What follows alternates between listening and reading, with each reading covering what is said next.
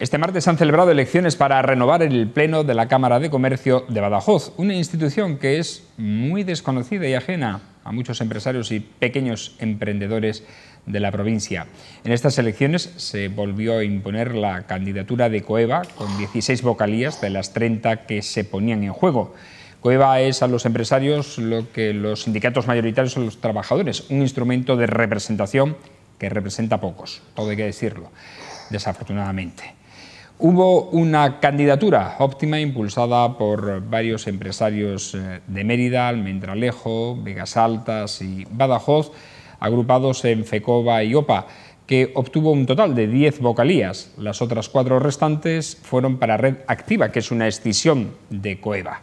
Como ven, hay tal lío de siglas que son difíciles de seguir, pero lo importante es que todas ellas sean capaces de acercar la Cámara a las necesidades del tejido empresarial extremeño, que pongan a su disposición las herramientas que hasta ahora han faltado. Todas las candidaturas han dicho que lo van a hacer, pero siempre nos quedará la duda de si realmente se ha roto el lobby de poder en la Cámara y bajarán hasta el suelo para atender y orientar a quienes desconocen para qué sirve esta institución. Buenas noches, bienvenidos a este tiempo de En la Picota, esta edición, la número 806. Vamos a saludar a nuestros picoteros de los miércoles. ¿Cómo estás, Domingo Hidalgo? Buenas noches. Paz y bien. Muy buenas. Pues nada, aquí en los resortes del calor, cambio climático. Ahora que viene el verano va a hacer calor, qué curioso. En primavera, cambio climático, ha llovido mucho. Que no, que hay mucha gente que está haciendo negocio con el cambio climático, pero hay muchos que se están haciendo ricos, incluso algunas ONG. Antonio Pérez, ¿cómo estás? Buenas noches. Bueno, es pertinaz, insistente en la defensa como la sequía trampiana de Domingo respecto al cambio climático, que ha perdido del año pasado para acá trillones de metros cúbicos en los casquetes polares. Pero bueno, el tiempo no se lo comen los globos y hace calor porque es el momento. Ha pasado otras veces, vendrán periodos de tormenta, vendrá de todo. Ayer, por cierto, cayó un buen chaparrón en algunas zonas de Mérida, no en todas, curiosamente, porque fue en el Polígono y en Proserpina, efectivamente, y después, por ejemplo, el otro lado del río no cayó una sola gota, curiosamente. Es curioso. Juan Vera, ¿cómo está? Buenas noches. Pues nada, buenas noches, y con el tema del asunto del cambio climático, pues a Domingo no hay quien le convenza, pero se debe ir convenciendo de que hay un cambio climático que afecta a nivel mundial y bueno, la prueba la tenemos que los intervalos de tiempo entre el invierno y el verano pues se reducen, en fin, son cuestiones que están ahí presentes y que hay que convencerse de ella, no es cuestión de fe. Bueno, antes de pasar a quien corresponde, ¿qué os parece el tema de la Cámara de Comercio, las elecciones? Hace 8 años que no se hacían elecciones, desde el 2010, nada más y nada menos. Vuelve a existir una institución que es la gran desconocida, o una de las grandes desconocidas de las que hay para la población. Pues eso, ya que no se asume lo que es la estructura regional y seguimos con los provincialismos, yo sigo manteniendo algo que intentamos en un momento, lo sabe Juan José Hernández Ramírez y otro, que era haber creado una Cámara de Comercio en Mérida. Mérida tiene una entidad muy poderosa, son elementos muy zonales, se ve claramente en estos tipos de sufragios y de procedimientos. Tienen buenos edificios en Badajoz, como ha pasado con el tiempo de la permanencia larga de la Caja de Ahorros de Badajoz, y se juega mucho para casa. Cámara de Comercio en Mérida o sistema regional que sustituya este modelo tan endogámico y tan localista. Bueno, como tú bien has dicho, director, una gran desconocida. Yo soy de los que digo que España está constituida por una partito-sindicatocracia. Y del mismo modo que hay unos sindicatos de trabajadores, hay unos sindicatos de empresarios, ¿no? No sé exactamente, porque no estoy muy al tanto, pero lo que sí es cierto es que los empresarios, las organizaciones empresariales, igual que las organizaciones sindicales, no viven exclusivamente, igual que los partidos políticos, de las cuotas de sus asociados. Hay un gran pastel económico, hay un gran pastel económico, un mundo de subvenciones muy callado, muy opaco, que hay que empezar a ver ciertas cosas y había aquí en esto siempre me acuerdo de Antonio Alcalde cuando lo dice, hay que poner encima de la mesa, pues aquí habrá que poner encima de la mesa dónde van tantos miles de millones de euros que se dan en subvenciones a sindicatos, a empresarios, a organizaciones, a ONGs. Habrá que... La transparencia no solamente hay que buscarla en la vestimenta de las mujeres, que es muy bonita, por cierto, a quien quiera y transparente. La transparencia hay que buscarla en la actitud pública de aquel que maneja dinero público. En consecuencia, hombre, es que la noticia que se ha dicho, pues como tantas cosas, ha pasado sin pena ni gloria.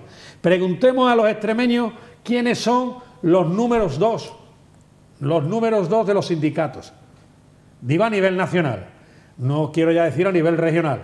Digamos a los extremeños y a los españoles quiénes son los números 2 a nivel de organizaciones empresariales. No los conoce nadie. Bueno, a ver. Yo soy bastante profano en estas cuestiones, hay que decir todo esto con la representación, perdón, los que han votado no llegan ni al 10% del total de... Sí, es que yo creo que son elementos corporativistas, no ya de la dictadura, sino de una sociedad anterior. Si la sociedad industrial del siglo XIX. Por eso digo que si la sociedad industrial de alguna manera trae sindicatos, partidos políticos, organizaciones específicas representativas de los trabajadores y tal, y en el siglo XXI aún se mantienen elementos de carácter corporativista de sociedades antiguas ya superadas, como pueden ser las cámaras de comercio, los colegios profesionales, etcétera, que en los inicios de la transición, allá por los años 1970 y por ahí, por parte de los partidos de izquierda, partidos progresistas, se hablaba de la liquidación legal de todo este tipo de organizaciones, puesto que venían de una época ya superada, de la época más bien de carácter feudal, ¿no? Pero, sin embargo, aún se mantienen, puesto que, como hemos comentado en muchas ocasiones, en este país se necesita una ruptura democrática con elementos de carácter tradicional y corporativo, ¿no? Efectivamente, estaba echando la cuenta aproximadamente, efectivamente es un 8,6% aproximadamente de lo que ha votado finalmente en estas elecciones a la Cámara de Comercio. Vamos a... ¿Y en los sindicatos cuántos votan? Hay que verlo. Es que partito sindicatocracia, lo que yo te diga. Vamos a... ¿Hay quien corresponda? Ah, bueno, perfecto. Creo que algo estamos haciendo con el a quien corresponda, ¿eh? Creo que algo estamos haciendo. Poquitas cosas, pero por ejemplo, gracias aquí al alcalde Antonio, con los senadores de la Puerta de la Villa, pues se ha conseguido por fin que los periódicos estén en los centros de día de las personas, de nuestros hermanos mayores, ¿no? Eso está muy bien. Por cierto, Puerta de la Villa, que viene a ser de hecho un sitio casi que de paso ya de coche, aunque es zona peatonal, pero casi de paso de coches. Yo desde aquí llamaría la atención para que se controlase cómo es posible que por la calle José Ramón Mélida y por la Puerta de la Villa, Rambla hacia arriba y José Ramón Mélida hacia abajo y Puerta de la Villa sigan circulando coches de vez en cuando. Eso se puede esperar de un vehículo, de un turista que se ha equivocado, pero aquí ya es difícil equivocarse.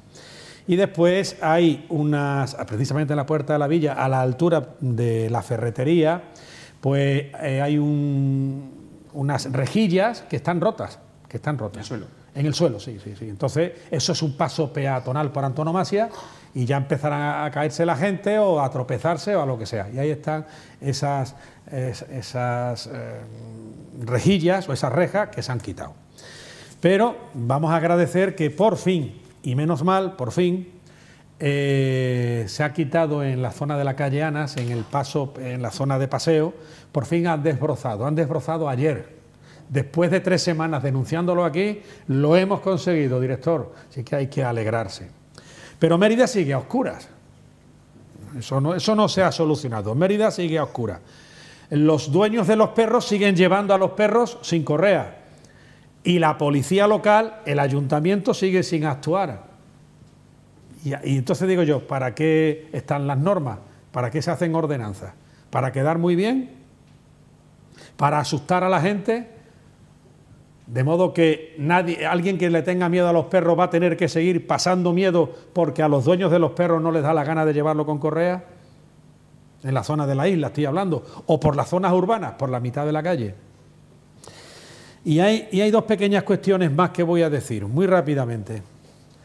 Hay una zona en Mérida que es de paso cuasi obligado, porque somos emeritenses y cualquier emeritense, ¿quién no ha rezado a la mártir Santa Eulalia o quién no ha ido al Hornito? Es una zona de paso, atravesar la calle Almendralejo. Desde lo que es la Rambla al Hornito hay un paso de cebra, ciertamente. Pero es un paso de cebra que podrá o no ser respetado, es una situación de peligro continua.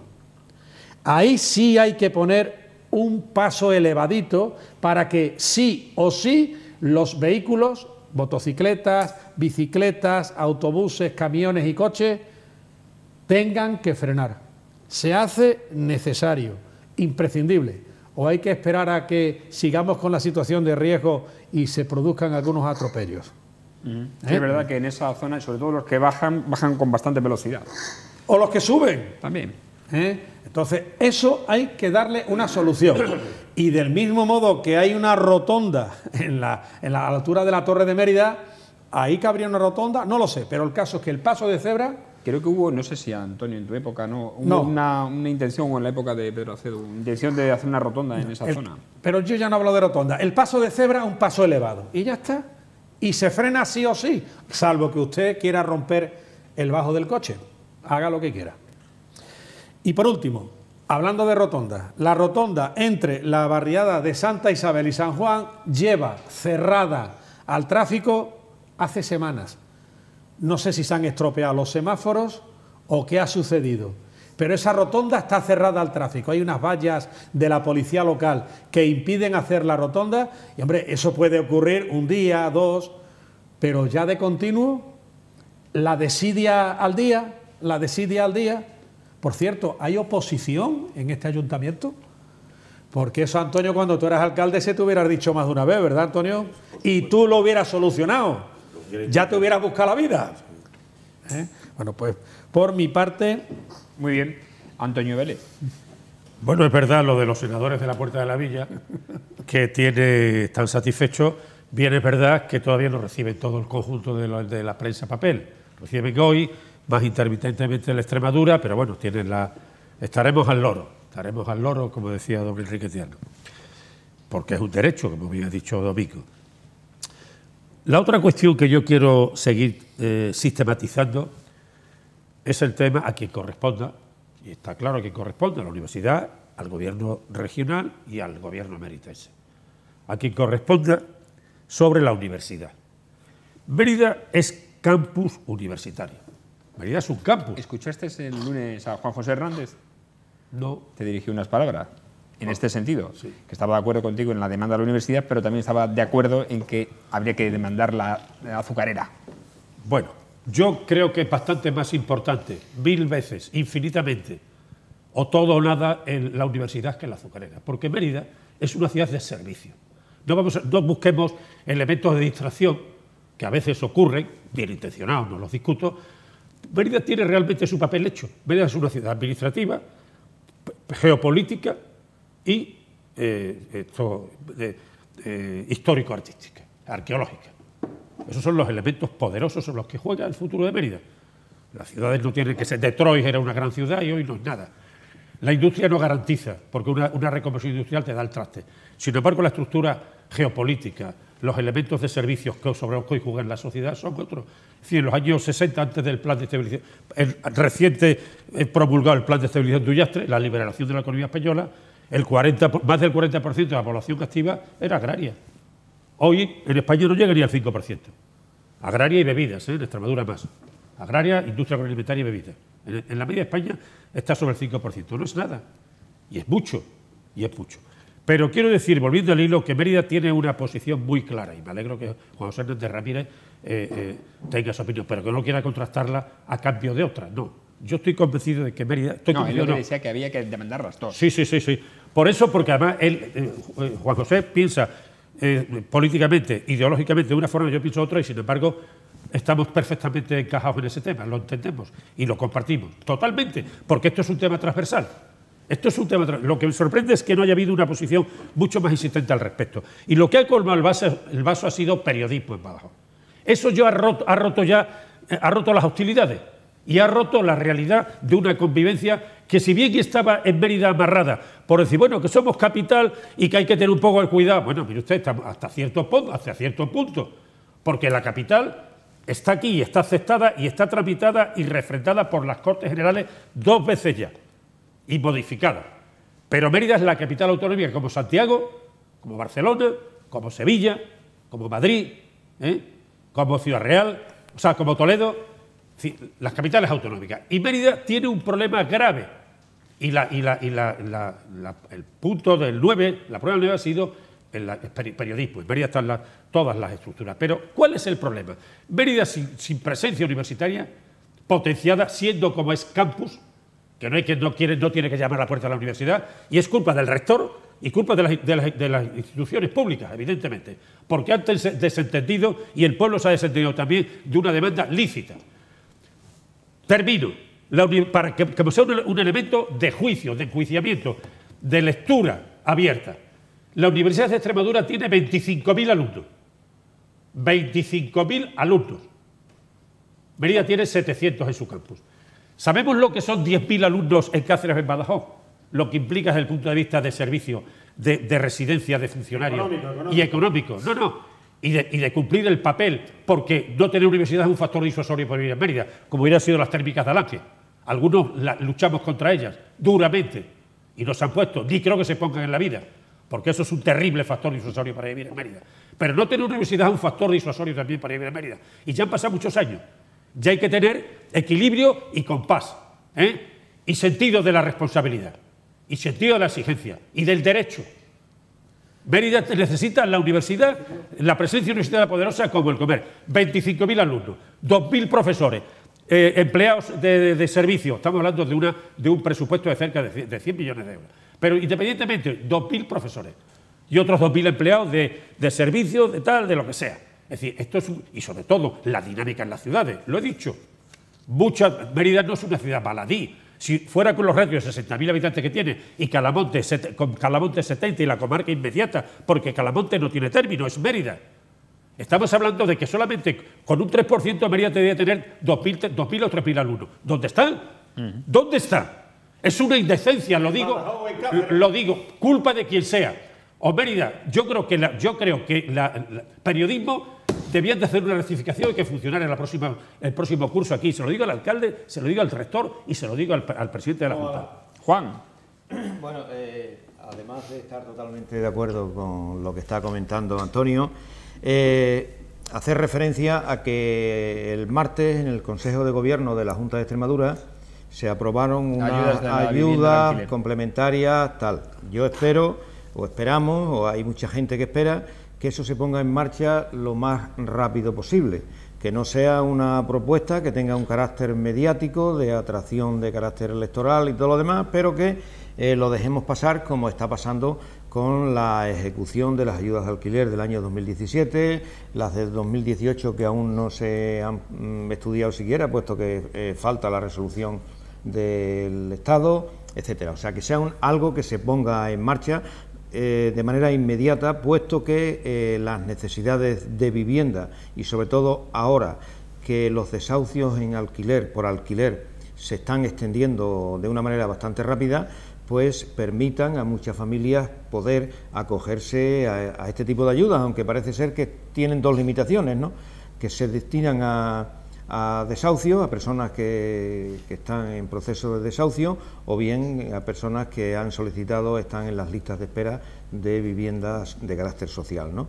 Eso por un lado. Por otro lado, volver a insistir nuevamente que por parte de la Junta de Extremadura se haga un inventario de las viviendas que existen en manos de las entidades financieras o incluso de administraciones públicas que están abandonadas, que no se utilizan y que de alguna manera pues hay que ponerlas en marcha, hay que ponerlas en ejecución, en alquiler social, dadas las necesidades que hay en Extremadura en este terreno, dado que como hemos comentado en otras ocasiones, aquí no se han construido viviendas de carácter social, ha sido una promoción de las entidades privadas, de los constructores, los que han generado, los que han construido durante todos estos años atrás, y la administración pública en ese terreno prácticamente no ha intervenido.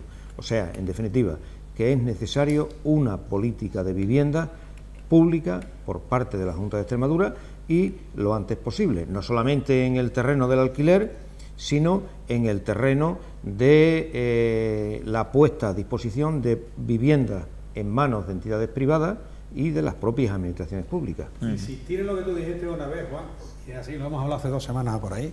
La Junta está realizando desahucios y está pidiendo autorización judicial para entrar en viviendas con la finalidad de echar a la gente de las viviendas, porque no vienen abonando el importe de los alquileres. Correcto. Cuidado. Se trata de echar a pobres para meter a pobres. Los bancos son... No, para echar a pobres. Y para echar a pobres y meter a pobres. Exactamente. Entonces, a ver qué sentido tiene eso. Aquí esto es una pescadilla que se muerde la cola. Es un mecanismo cíclico que no va a ningún lado. Lo que pasa es que no quiere reconocerlo o no le dan bombo y platillo.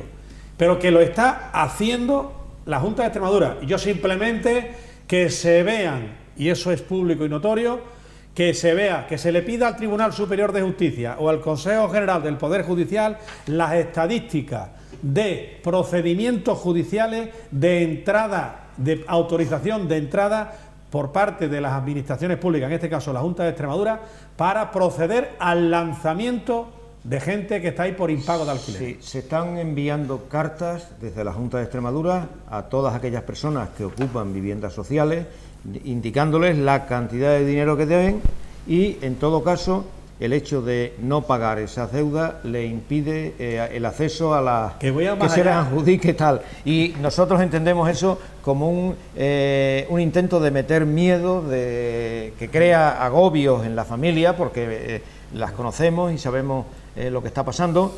Y se trata, pues eso, de presionar para que de alguna manera la gente pague como sea lo que debe, que no puede porque hay mucha gente en paro, mucha gente con pensiones mínimas, etcétera, etcétera, etcétera, ¿no? Y es una situación bastante... Tiene toda la razón, Juan, y en lo que añade el procedimiento Domingo. Yo doy fe, porque es una evidencia, de que desde la UCD, desde los primeros, cuando estaba María del Corro Cillán, delegada en Badajoz, de vivienda, del INUR, del Instituto Nacional de la Vivienda, etcétera, etcétera. En Mérida se han gestionado, incluyendo el Reloj de la Paz, que fueron 800 albergues en números redondos, Juan Canela, el Polígono, la de Dios.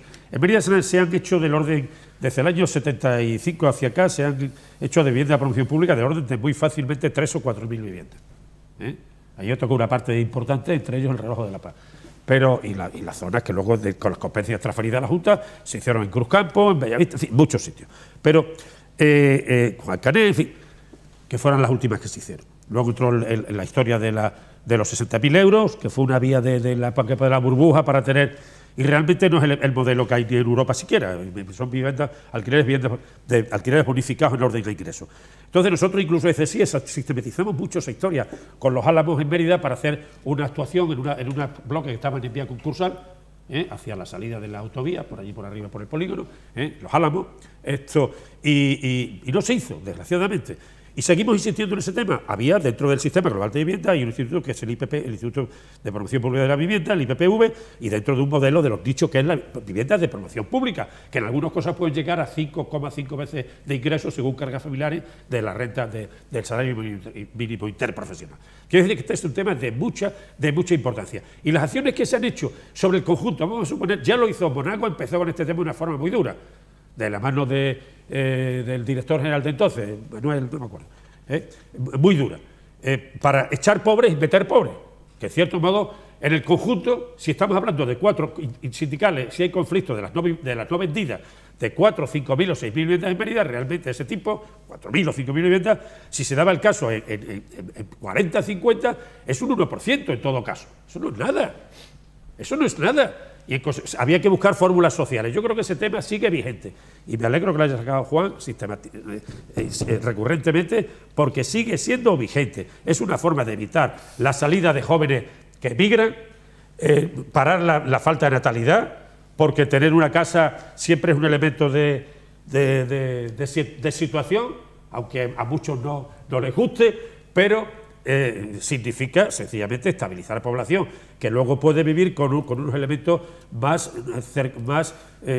menos fuertes que los que necesita una sociedad más avanzada que esta. Es decir, la vivienda en sociedades deprimidas como esta es vital. El núcleo urbano deprimido, y Mérida lo es porque no tiene riquezas repartidas en un medio agrario básico como puede tener Barros, de forma más contundente que Mérida, o Don Benito Villanueva, de forma infinitamente más contundente que Mérida, con las transformadoras, con las conserveras, etcétera, etcétera, con las parcelas de riego. Mérida es una ciudad muy pobre, que perdió sus prados coloniales, sus grandes espacios, en las huidas de Montijo o de Almendralejo.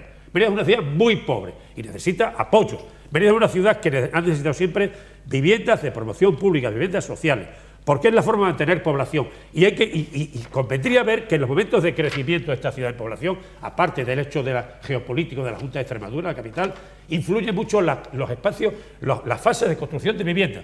Fijan población. Para sociedades pobres, una vivienda amarra, evita que la gente se vaya. Y eso, claro, estamos hablando de que se pierde natalidad, pues hágase vivienda de promoción pública. Bueno, vamos ya a otro asunto, vamos a hablar de los incendios, que no es...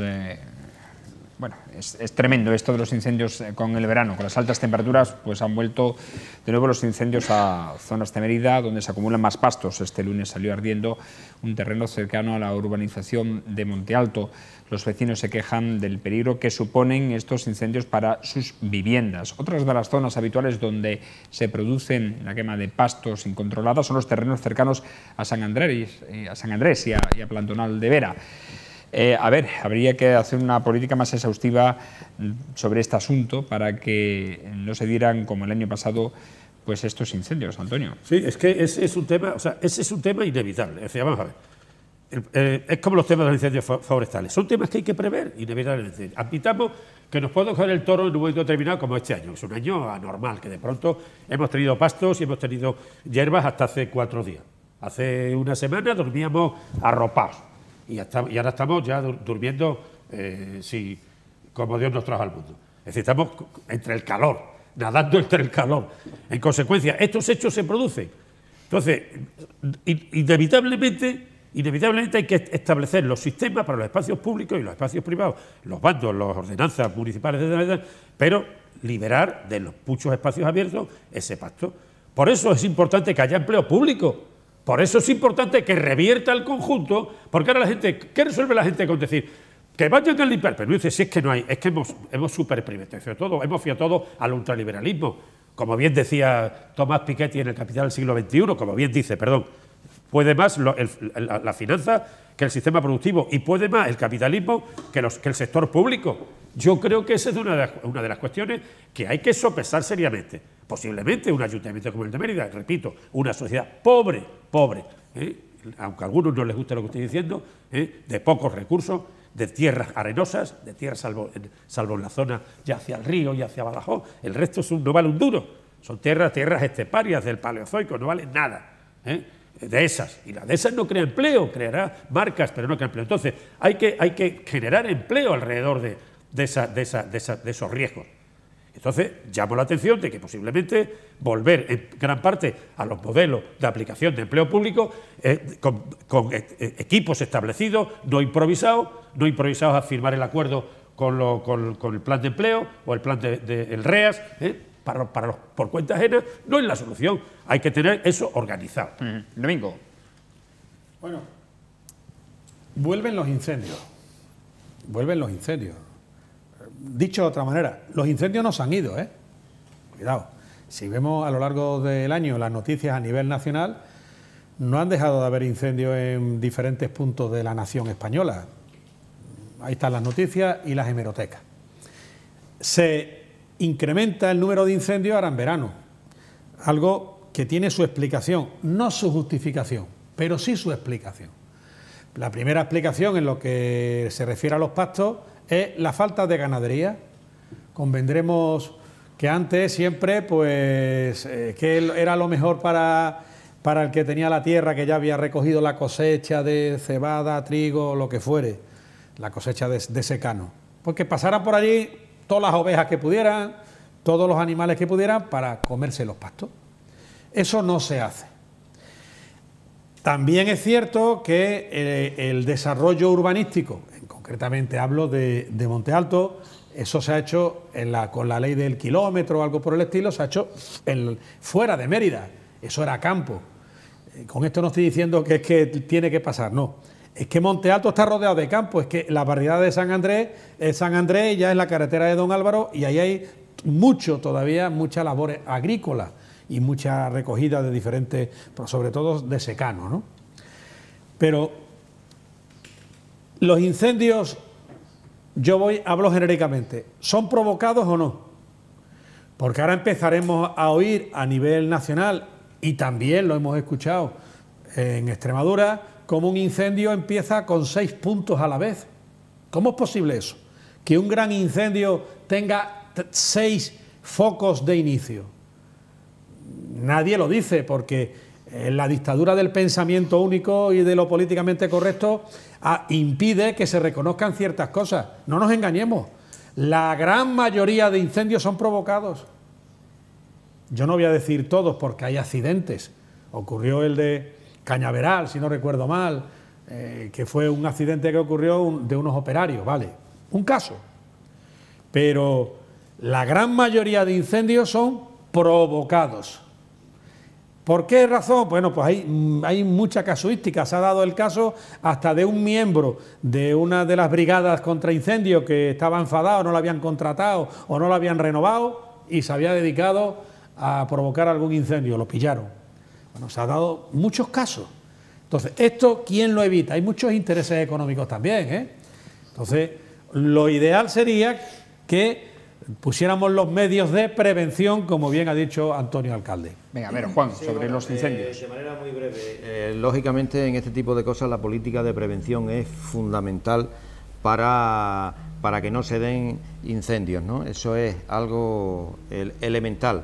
Y después la causa que puede originar un incendio, pues depende de esa política de prevención. Eso no quiere decir que haya gente que tenga mala pipa y de alguna manera u otra, por cualquier circunstancia que perjudique su interés particular, pueda provocar un incendio. Esas situaciones, lógicamente, se pueden dar como pasan en accidentes o pasan en mil circunstancias distintas, ¿no? Pero yo creo que lo básico y fundamental es la política de prevención de incendios y, lógicamente, en este caso entramos ya en lo que se ha comentado antes de la capacidad económica que pueda tener los ayuntamientos para llevar a cabo políticas de empleo público que ataquen ese tipo de situaciones y eviten pues la posibilidad de incendio. Que después la naturaleza del incendio tiene su origen en una persona que por circunstancias diferentes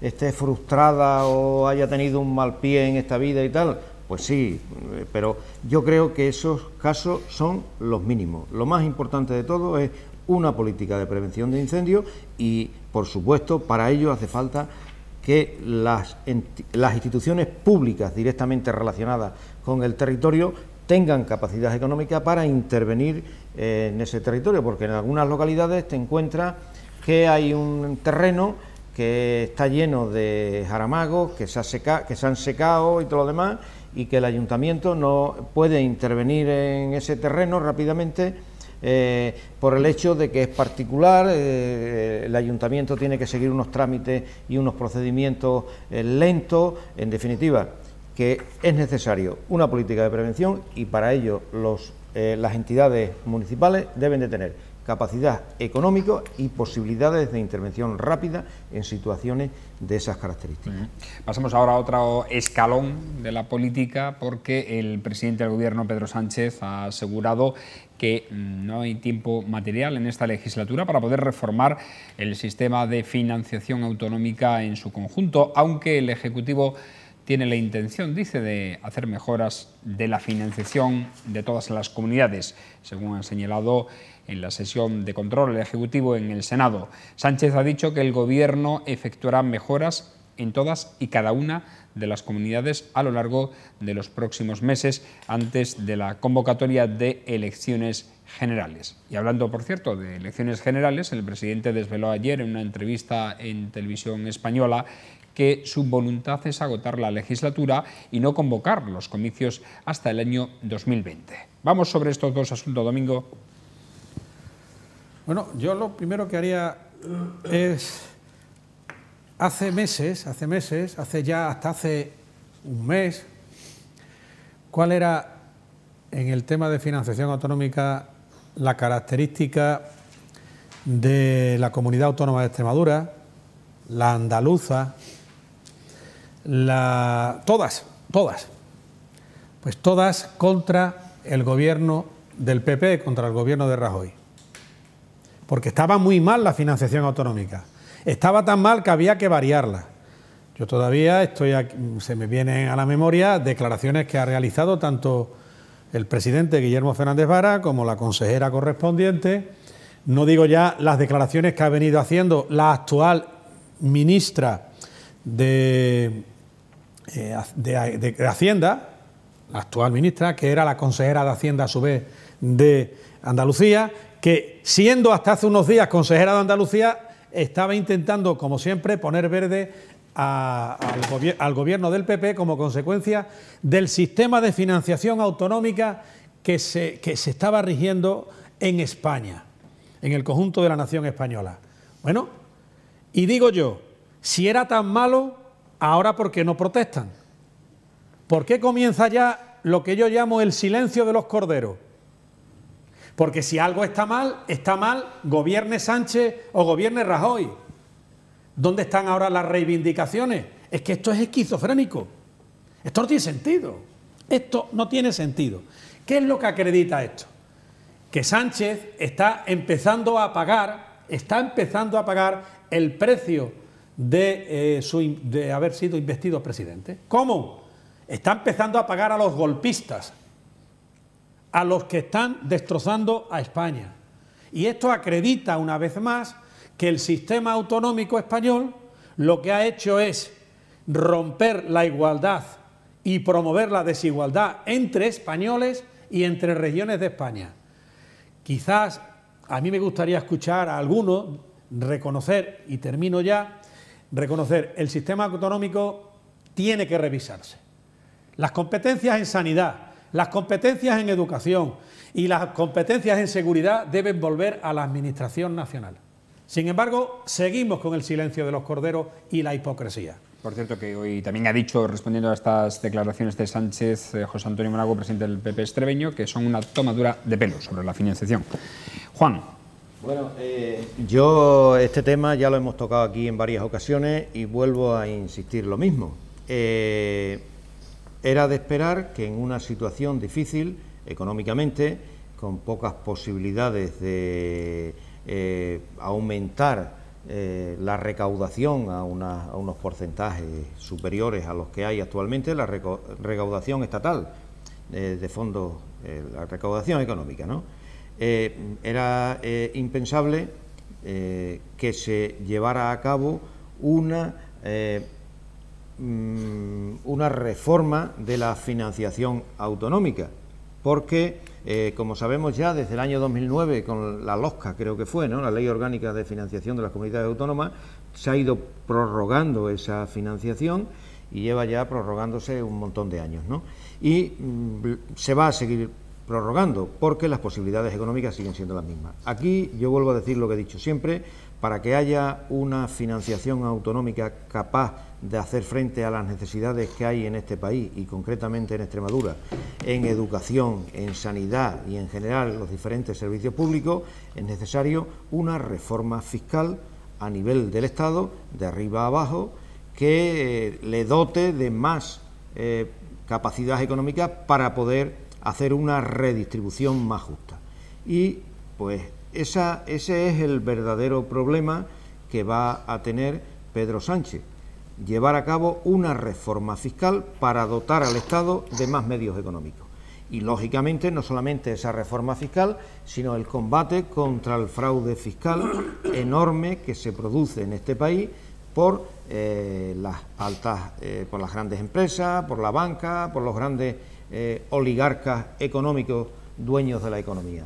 Y mientras no se haga esa reforma fiscal que dote al Estado de poder económico, seguiremos redistribuyendo la financiación autonómica de la manera que se está haciendo, con pocas modificaciones, con pequeñas reformas que, según parece, se van a acometer esperando a esa prometida reforma de la financiación autonómica a nivel estatal. O sea, las cosas van a variar poco. ¿Y tú qué crees, Antonio? Bueno, es impecable vuestras apreciaciones al respecto y no tengo nada que decir porque es cierto.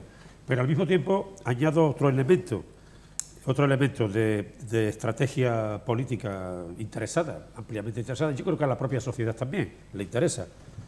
Hoy se ha incorporado Rajoy en el registro de Santa Pola, no pasa nada. O sea, este país quiere normalidad, y me honra esa actitud, lo digo claramente. Pero hay una cuestión clara. El bloque mayoritario, parlamentario, los dos grandes partidos que han conformado los ejes alternantes, la dinámica alternante en los últimos 40 años, lo que procede del acomodado esquema o bloque que fue la UCD, y luego la fundación de Fraga, Silva Muñoz, Laureano, los 7 magníficos, pues, y al PSOE, como heredero de una vieja trayectoria histórica, de la socialdemocracia, del revolucionarismo largo caballerista, del reformismo de Fernando de los Ríos, en fin, todo ese juego, o de Julián Besteiro, todo ese juego termina en dos bloques, que es PP, PSOE. Bien, pues a ninguno de los dos hoy le interesan las elecciones anticipadas, ninguno. Por lo tanto, no va a haber presión parlamentaria. No le interesa, el PP tiene que rehacerse, obviamente. Y tiene a ciudadanos ahí que nadie quiere que aparezcan en la escena, no nosotros, los parlamentarios, o los dominantes, o sea, los 137 diputados del PP y los 85, 84 del PSOE. Es decir, eso estratifica en gran medida. Y en consecuencia no hay deseo de elecciones, nadie quiere elecciones, las quieren otros, pero no las van a dejar que las tengan otros, evidentemente. Yo personalmente pienso que no interesa tampoco que haya elecciones en corto, eso está claro, ¿eh? Pero y luego hay otro elemento que interfiere, que son que el año 19 obligatoriamente hay elecciones municipales y autonómicas. ¿Y europeas? Y europeas. Bueno, pero esa importa menos. Bueno, pero ahí está. Pero importa menos, vale.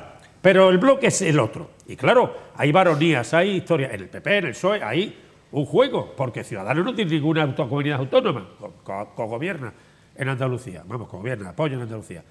Y luego los nacionalistas catalanes, los independentistas, que se han dado cuenta que ese camino no iba por ningún lado. A pesar de que pida desde Bélgica que vaya el juez Llarena y un mojón para los belgas, y un mojón que saquen la figura de Leopoldo II y la signifique al mundo entero con los 10 billones de congoleños que se cargó el artista. El mayor genocida de la historia. Leopoldo II. No soy un cachondo, no. Quiero decir que hay una serie de elementos que no proceden. Consecuentemente con ello, Pedro Sánchez va a seguir planteando la vía de un futuro presupuesto importante sobre dos esquemas: redistribución y reforma. Al PP tampoco le perjudica la historia. Venga, porque lo que ha pasado hay que ya curarse de ello. Vamos a otro asunto rápidamente, que nos quedamos sin tiempo. Como ya sabrán, María Dolores de Cospedal y Soraya Sáez de Santamaría se suman a la pugna por la presidencia del Partido Popular. Al final serán 7 los candidatos que concurrirán a dirigir a los populares tras la marcha. 7, hoy se han sumado otro, tras la marcha de Mariano Rajoy, un concejal de Valencia. Un diputado de Valencia, perdón. El alcalde de Santander, ¿no? El exministro de Fomento. El exministro de Fomento, no. De la Serna. Yo creo que sí, ¿no? De la Serna apoya a Santa María. Si me dejáis que os introduzca el tema... Vale. Perdón. Pensé que... Lo sabréis. A ver, a la sorpresa que generó, vamos por parte de la renuncia de Alberto Núñez Feijóo para concurrir en la carrera para relevar a Mariano Rajoy, se sumaron las sorpresas de las candidaturas del exministro García Margallo y del vicesecretario Pablo Casado. además de otros 3 que en principio parecen minoritarias. Lo que sí parece claro son los apoyos mediáticos que tendrán las principales candidatas. Fátima Báñez y de la Serna ya se han decantado por Santa María, mientras que el presidente de la Comunidad de Madrid, Ángel Garrido, lo ha hecho por Cospedal. Y entre tanto, Ana Pastor, la marianista, la más marianista de la que se esperaba que diera un paso adelante, ha anunciado que no se presentará por su cargo como presidenta del Congreso de los Diputados. Así es como queda la película. Juan. Sí, bueno, yo creo que esto parece un cuento nunca esperado, ¿no? Porque ¿quién iba a decir que dentro del Partido Popular, cuya tradición siempre ha funcionado el dedazo a la hora de la sucesión del presidente del partido, ahora resulta que tenemos unas primarias en las cuales quedarán 2, que después en el Congreso a final de julio pues decidirá una persona, ¿no? O sea, el asunto de la democracia interna llega al Partido Popular y todo ello procedente a consecuencia de una moción de censura, gracias a los problemas que tenía el Partido Popular, problemas derivados de la corrupción, del destrozo de la España que cogió en el año 2011 y ha quedado totalmente destrozada, y todas esas circunstancias pues determinaron una moción de censura que ha triunfado y que ofrece nuevas perspectivas a la población española, ¿no? Y en esa remodelación, esa recuperación que quiere hacer el Partido Popular, pues tenemos que hay unas luchas internas enormes que no sabemos cómo va a terminar la función, ¿no? Si se va a producir esa refundación del Partido Popular o si de alguna manera va a recuperar un poco el asunto. Feijóo no se presenta, lógicamente, porque sabe que no va a ganar las elecciones. Iba a ser, parece ser, el candidato que quería la mayoría de los militantes del Partido Popular, la mayoría del bloque de poder que domina el Partido Popular, pero que él no se atreve precisamente por la corrupción que atraviesa y por el hecho de que en unas próximas elecciones probablemente no ganaría. Lo que sí es cierto, y desviándome un poquito del tema, decir que se va a producir una recuperación a corto plazo de lo que era el bipartidismo. El PSOE se ha asentado como tal partido político, va a llevar a cabo una serie de medidas de carácter social pequeñas, pero que le van a producir una ganancia electoral importante.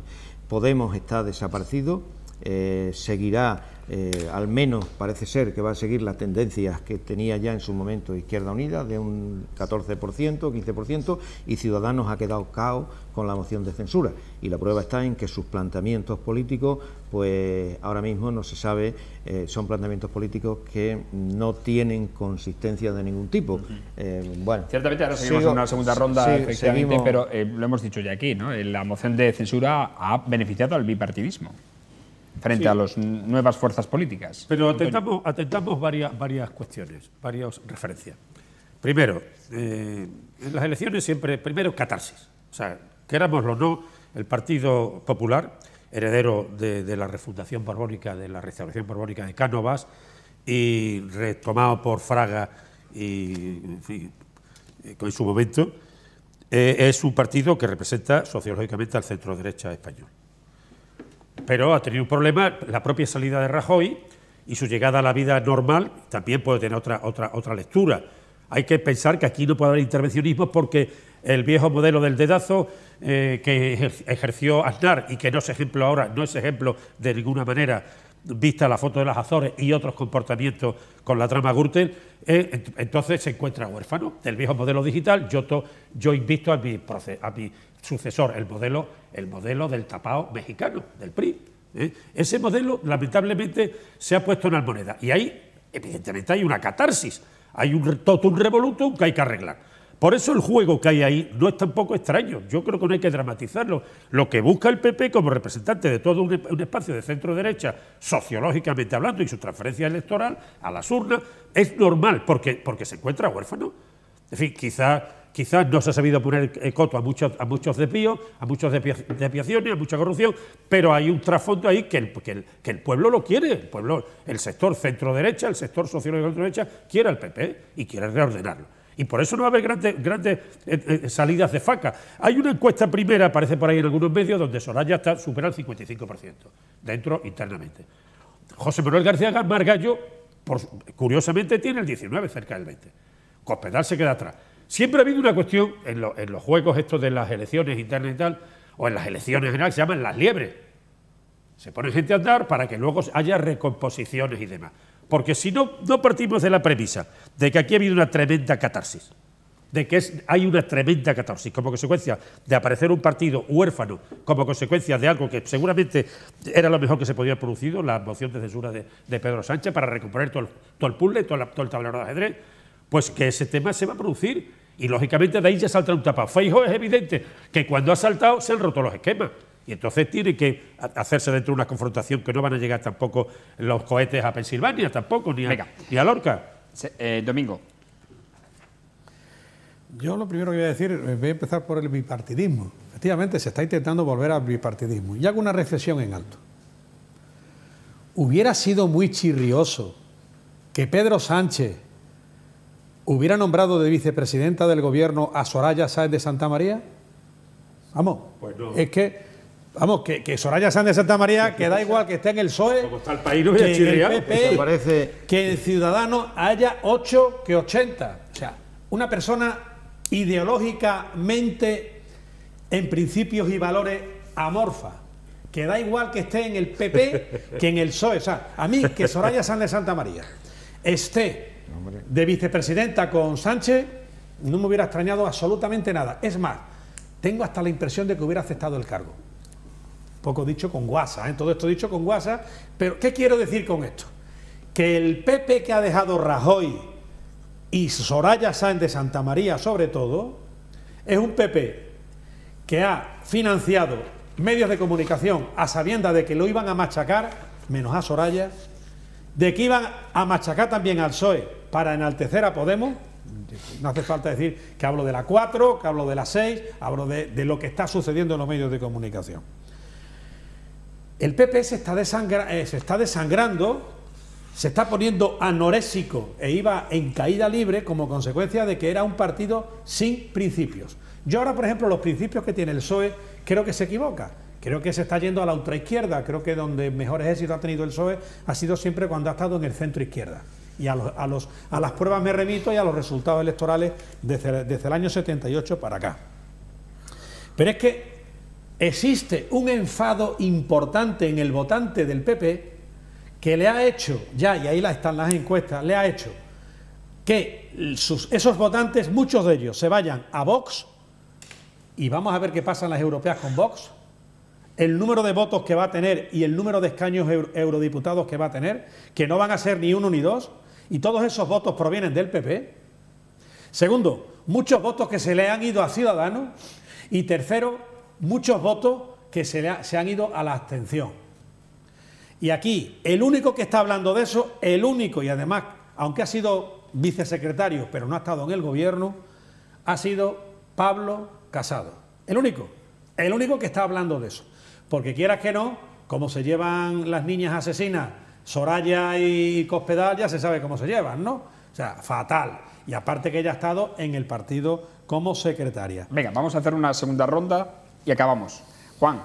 Bueno, yo creo que estamos tocando el tema desde puntos de vista diferentes, muy interesantes.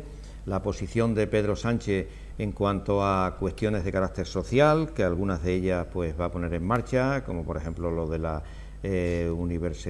sanidad universal, pero vamos al PP, etcétera, vamos etcétera. A centrar el debate porque si no al final lo dispersamos y no sí, acabamos. Pero es a lo que cada voy. uno habla de cosas pero muy yo diferentes. creo que el PP se va a producir una recomposición dentro de lo que es la diversidad que hay ahora mismo de candidaturas, que ideológicamente pues hay pocas diferencias entre ellas, y en cuanto a políticas a aplicar, menos. Prácticamente existe una igualdad en cuanto a los objetivos en sus actuaciones públicas, ¿no? Lo que sí quiero resaltar es que hay un asunto de carácter sumamente importante, que es lo que va a condicionar la política española y va a condicionar que nuevamente el Partido Popular y el Partido Socialista unifiquen sus caminos, lo cual es negativo para el Partido Socialista, que es el problema de Cataluña. Cataluña es el problema, no problema catalán, sino es el problema del Estado español, y es el problema que va a unificar, va a encaminar nuevamente al Partido Socialista y al Partido Popular, en el caso de que el Partido Socialista siga siendo sordo a las reivindicaciones de Cataluña en general, del movimiento catalán. Al final nos desviamos y sacamos otros temas paralelos que no es el debate. No, Antonio. sí, lo que comentaba antes quería contestarle a Domingo respecto de la cuestión de Soraya. Pues sí, pues en un gobierno de salvación podría haber sido vicepresidenta. Lo que pasa es que tampoco tiene sentido. No tendría sentido. Se ha producido en otros países, se produce en Alemania, ¿no? Porque yo creo que aquí lo que se va a aplicar es una política reformista. Pero volviendo al PP y volviendo también al tema de que se van a Vox, bueno, pues irán donde quieran, pero aquí el problema es que el PP tiene un espectro amplísimo y no hay un lepenismo, no hay una ultraderecha. Está todo. Y eso, en cierto modo, puede ser bueno, porque viniendo donde veníamos, pues para lo que ha sido malo para algunas cuestiones, como el mantenimiento de una memoria histórica del franquismo, que no venía a cuento, pero ha sido malo para otras cuestiones reformistas que quizás se haber acometido. Y es lo que yo creo que en este momento, inconscientemente, todos figuran en ese planteamiento reformista. Desde el PP, desde los del PP, desde el PSOE y tal. Yo he defendido siempre el bipartidismo, lo digo con todo el derecho, como decir, porque lo he defendido siempre. Ahora bien, creo que la falta de liderazgo muy definidos en el PP, habiendo asumido tantísimo, habiendo secuestrado tantísimo Rajoy, le crea un problema en corto, naturalmente, y va a haber un proceso ahí de catarsis, de sofronización, de problemas, pero que al final yo creo que saldrán y que se recompondrá el centro derecha. Desde mi punto de vista, otra cosa es que la incardinación que puede tener en un momento determinado el partido emergente de Ciudadanos pueda tener un encuentro ahí, a lo mejor estratégico, interesado de ambas partes. Pero alguna solución habrá. El problema más grave de todo es que no hay un líder definido. El que había no quiere, por razones también que le pueden tener el famoso yate, historia, Casado está ahí, pero hay mucha liebre, y yo deseo firmemente que el PP salga adelante, solucione su problema, naturalmente. Aquí hay que decir que hay tres vueltas, una primera con los militantes, una segunda con los compromisarios y una tercera allí el Congreso extraordinario. Y se irán cayendo candidatos por el camino. Domingo. Deben llegar dos para el Congreso del 20 al 21 de julio, o sea... Yo hablaba de Soraya como vicepresidenta como consecuencia de su opacidad ideológica, no de gobierno de salvación. Pero bueno, yo creo que hace falta, del mismo modo que en esta nación la izquierda y la ultraizquierda no tienen el más mínimo complejo, y es más, y me parece muy bien, se sienten orgullosos de ser de izquierdas, en esta nación hay un importante también grupo, la otra mitad de la nación, la otra mitad del pueblo español, que no es de izquierda y que tiene vedado ideológicamente la posibilidad de decir que no es de izquierda, porque la cultura no tiene que ser de izquierda. Entonces hace falta que eso lo hizo un poco Aznar, no del todo, pero hace falta que aquí venga gente, líderes, que digan, oiga, mire usted, la izquierda puede ser importante, pero no más que la derecha. Y aquí tenemos todos, el mundo, la posibilidad de exponer nuestras ideas y de defendernos. Y eso, hoy por hoy, el PP, que ha renunciado ante la izquierda a todo, no puede tener un complejo ante la izquierda, no puede tenerlo. Y es hora ya de que se quite ese complejo. ¿Por qué? Porque en tanto en cuanto eso no sea así, en esta nación no habrá democracia. Bueno, pues acabamos, señores, no hay tiempo para más. Agradecer, como siempre, la presencia de nuestros picoteros. Juan Viera, hasta la próxima semana, que será la última, por cierto, ya, la última picota del miércoles de la temporada, me refiero. Antonio Vélez, hasta la próxima semana. Ha sido un honor estar con vosotros otra vez. Y Domingo Hidalgo, lo mismo, hasta la próxima semana. Muchas gracias, paz y bien, y que Dios siga repartiendo suerte. Y corná, como decía el Guerra, el torero. Nos vamos, no hay tiempo para más. Instarles, como siempre, a que nos sigan en las redes sociales, en Facebook, en Twitter, en YouTube y en Instagram, para informarles de todo lo que acontece a nuestro alrededor, e instarle también a un nuevo programa. Será mañana ya jueves en La Picota, en torno a las 10 menos cuarto de la noche. Buenas noches, que sean felices.